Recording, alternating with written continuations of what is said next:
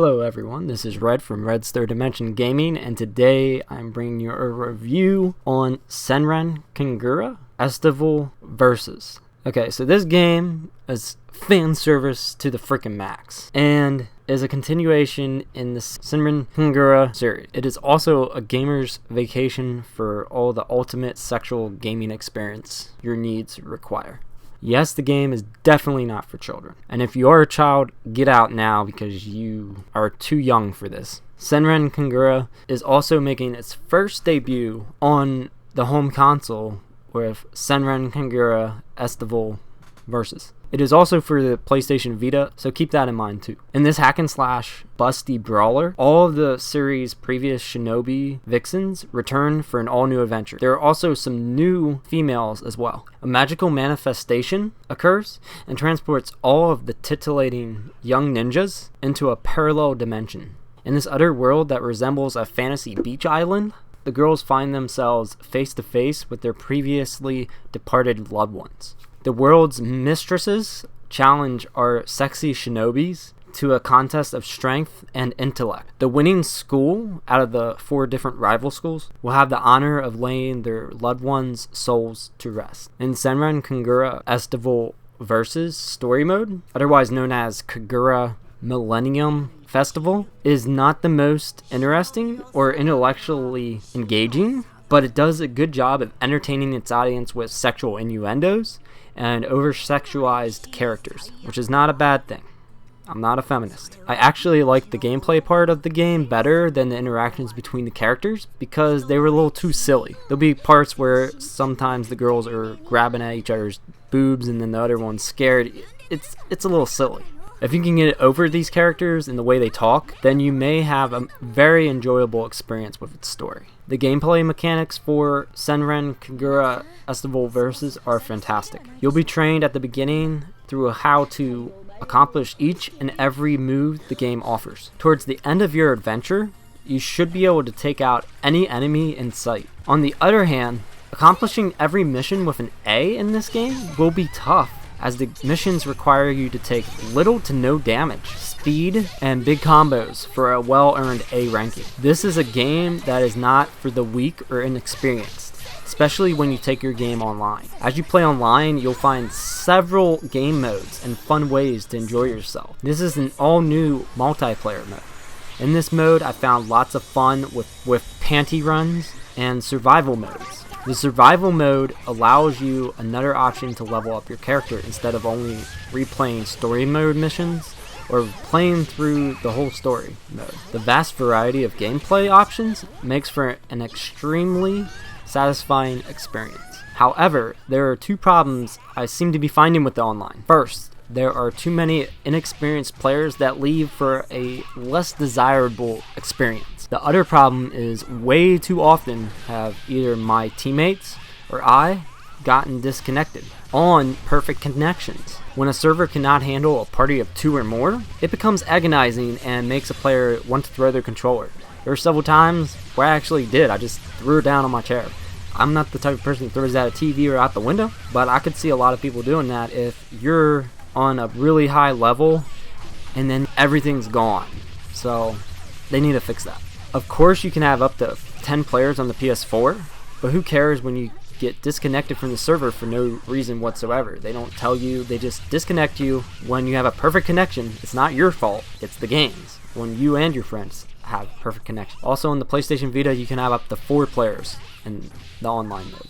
The 4-player survival mode, which is the main source for leveling up in the game, is where I saw this happen lots of times. My friends and I had a good team of random teammates, and we were on round 47. First, one of our other teammates got kicked out of the match. Then I got kicked out of the match.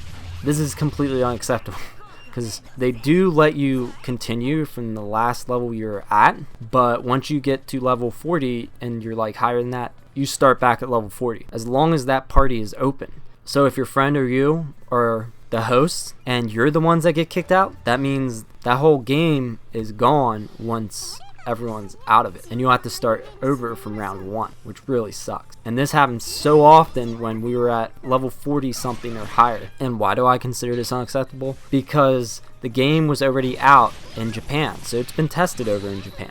There should be no problems with the servers. I don't know if there's too many people that bought the game, but I haven't had the experience where there's so many people online. It's not stacked with people like Call of Duty, so I don't know what the problem is. I will go over one more compliment and complaint about the online. The online is fun and fantastic for what it is. I don't see how else they could have made it any better other than the servers. But there is also no way to leave a match other than closing your application on PS4.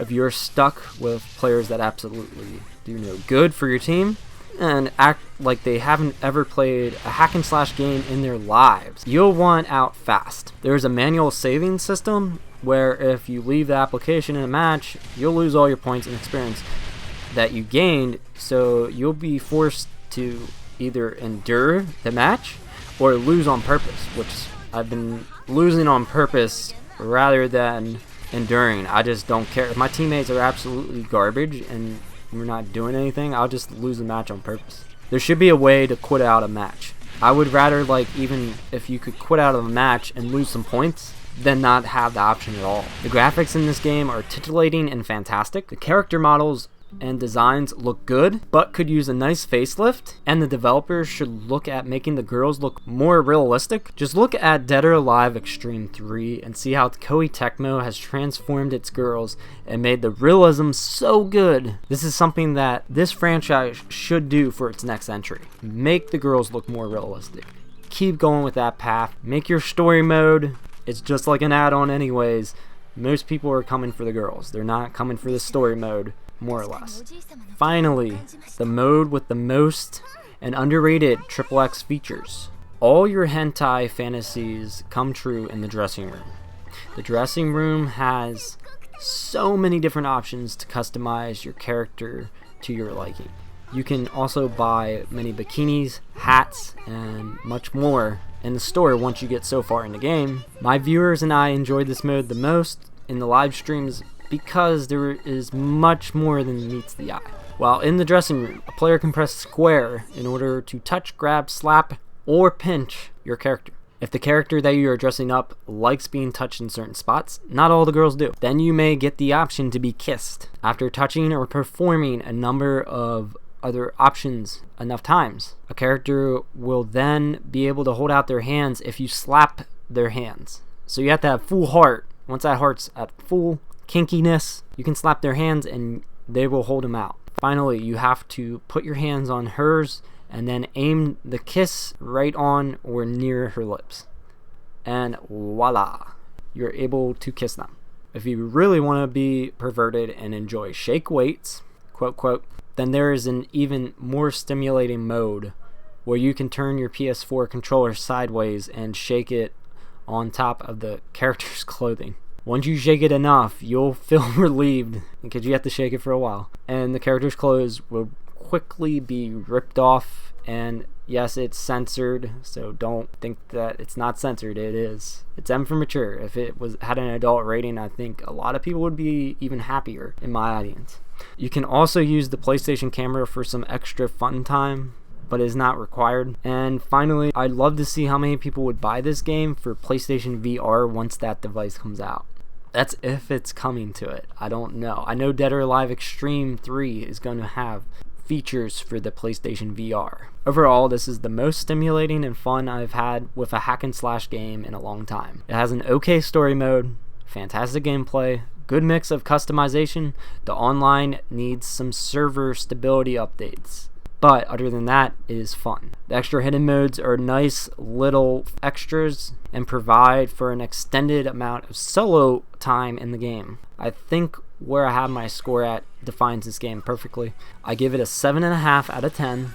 It's a fantastic game for hentai or hack and slash fan. If you're a feminist, get the fuck out of here. Thank you guys for watching. If you would like to buy the game and also help support my channel, don't forget to use the Amazon link below. If you would like to read the full 4-page written review, go to my blog in the link below. Also, don't forget to thumbs up, comment below, and subscribe. And check out all my other gameplays for this game. Thank you guys for watching. See ya.